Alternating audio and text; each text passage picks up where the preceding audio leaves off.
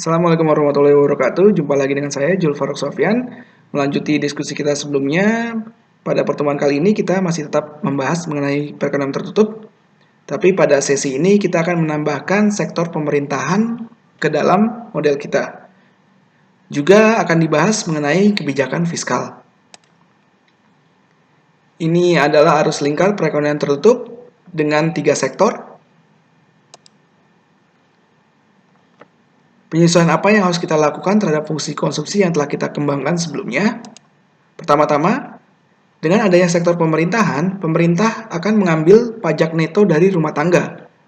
Pendapatan setelah dikurangi dengan pajak, ini dinamakan sebagai pendapatan siap konsumsi, disposable income, lambangnya adalah YD.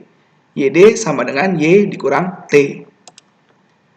Kemudian, pendapatan yang diterima oleh rumah tangga sama seperti sebelumnya, tetap digunakan untuk belanja barang C dan menabung, atau YD sama dengan C ditambah S. Dengan mengkombinasikan kedua persamaan ini, maka pendapatan agregat adalah Y sama dengan C ditambah S ditambah T. Atau dengan kata lain, pendapatan agregat dibagi menjadi pendapatan belanja konsumsi, tabungan, dan pembayaran pajak. Dengan adanya sektor pemerintahan, maka fungsi konsumsi agregat berubah menjadi C, konsumsi, sama dengan autonomous consumption, C0, ditambah B, MPC, dikali Y dikurang T. Ini adalah fungsi konsumsi setelah adanya pembayaran pajak. Bagaimana dengan fungsi tabungan? Sama seperti di model sebelumnya, kita juga bisa menurunkan fungsi tabungan dari persamaan ini. Kita tahu bahwa disposable income itu akan digunakan untuk konsumsi dan menabung. Oleh karena itu, fungsi tabungan adalah selisih dari disposable income dengan fungsi konsumsi. Kemudian juga dari slide sebelumnya, kita tahu bahwa fungsi konsumsi rumah tangga agregat adalah C sama dengan A ditambah BYD, maka fungsi tabungan adalah S sama dengan minus A ditambah 1 minus B dikali YD. Kemudian YD-nya ini kita bisa bongkar, karena kita tahu bahwa YD itu adalah Y dikurang T, maka fungsi tabungan kita berubah menjadi S sama dengan minus A ditambah 1 dikurang B dikali Y dikurang 1 minus B dikali T. 1 minus B ini adalah MPS, maka fungsi tabungan bisa kita sederhanakan menjadi ini. Kenapa pemerintah berusaha mempengaruhi keseimbangan? Jadi kenapa sih pemerintah itu bersusah payah mempengaruhi keseimbangan? Jadi tujuan utama dari kebijakan ekonomi pemerintah, baik itu kebijakan fiskal maupun moneter, adalah untuk menstabilkan perekonomian. Secara umum, kebijakan itu bisa dibagi menjadi dua, jadi kebijakan moneter ataupun kebijakan fiskal. Itu sifatnya ada dua. Yang pertama adalah kebijakan ekspansioner, yang kedua adalah kebijakan kontraksi. Kebijakan ekspansioner itu adalah kebijakan yang bertujuan meningkatkan agregat output digunakan pada saat perekonomian mengalami resesi. Sedangkan kebijakan kontraksi ini bertujuan kebalikannya, menurunkan agregat output.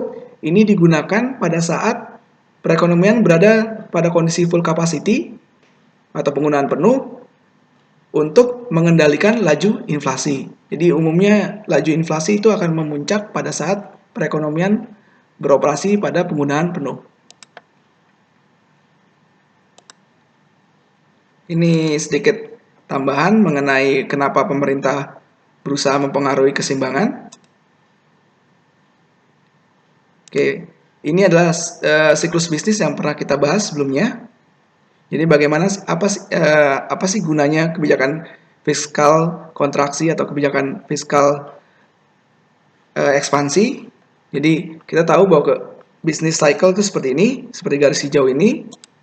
Ini adalah tren jangka panjang dari perekonomian. Jadi kebijakan fiskal dan kontraksi ini akan dilakukan timingnya adalah seperti ini. ketika perekonomian masuk ke dalam resesi, maka pemerintah akan menjalankan kebijakan ekspansi, sedangkan ketika perekonomian memuncak atau booming, sangat booming, maka pemerintah akan melakukan kebijakan counter siklus, yaitu kebijakan kontraksi. Diharapkan dengan melakukan kedua kebijakan ini, maka siklus bisnis perekonomian akan menjadi lebih rendah, yang ditunjukkan oleh garis merah ini. Oke, apa itu kebijakan fiskal? Kebijakan fiskal pada dasarnya adalah kebijakan mengenai anggaran pemerintah atau budgeting. Jadi komponen kebijakan fiskal itu ada 3, yaitu kebijakan perpajakan, kebijakan anggaran, dan kebijakan pembayaran transfer. Umumnya pembayaran transfer dari pemerintah ke rumah tangga itu kecil, apalagi dalam konteks perekonomian ekonomi berkembang. Jadi untuk penyederhanaan, kebijakan F ini biasanya tidak dimunculkan, tapi dia dimasukkan ke dalam kebijakan perpajakan. Jadi, makanya T itu dinamakan sebagai pajak neto, yaitu T dikurang F. Ini adalah sedikit summary mengenai jenis-jenis pajak. Kurang lebih bisa dibagi menjadi 2. Yang pertama adalah pajak lamsam, yaitu pajak yang tidak bergantung pada besarnya pendapatan. Dan yang satu lagi adalah pajak ad valorem. Ini pajak dikenakan berdasarkan persentase tertentu dari pendapatan. Jenis-jenisnya ada progresif, proporsional, dan regresif. Progresif itu artinya tingkat pajak meningkat dengan semakin tingginya pendapatan. Proporsional berarti tingkat pajak itu tetap, regresif itu malah turun. Kemudian kebijakan anggaran pemerintah. Kebijakan anggaran pemerintah dibagi menjadi 3. Ada yang disebut sebagai defisit anggaran, surplus anggaran, dan anggaran berimbang. Defisit anggaran terjadi jika pengeluaran pemerintah lebih besar dibandingkan pendapatan, sedangkan surplus anggaran jika pengeluaran pemerintah lebih kecil dibandingkan pendapatan. Anggaran berimbang artinya pengeluaran pemerintah sama besarnya dengan pendapatan. Oke, untuk analisa berikutnya kita asumsikan mula-mula bahwa pengeluaran pemerintah itu adalah konstan untuk periode tertentu. Jadi di sini G nilainya adalah G0. G0 ini maksudnya adalah konstan besarannya. Kemudian bagaimana equilibrium output terjadi dengan adanya peran pemerintah?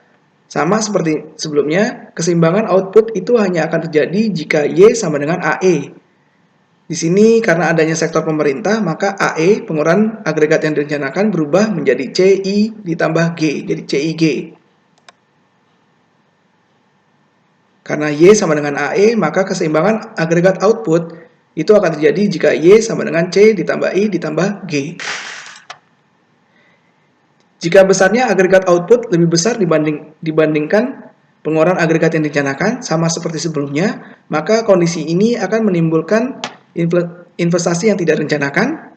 Perusahaan akan merespon dengan mengurangi produk, maka pengeluaran agregat yang direncanakan akan turun, dan agregat output pun akan turun. Ini adalah kasus kebalikannya dibanding contoh di atas.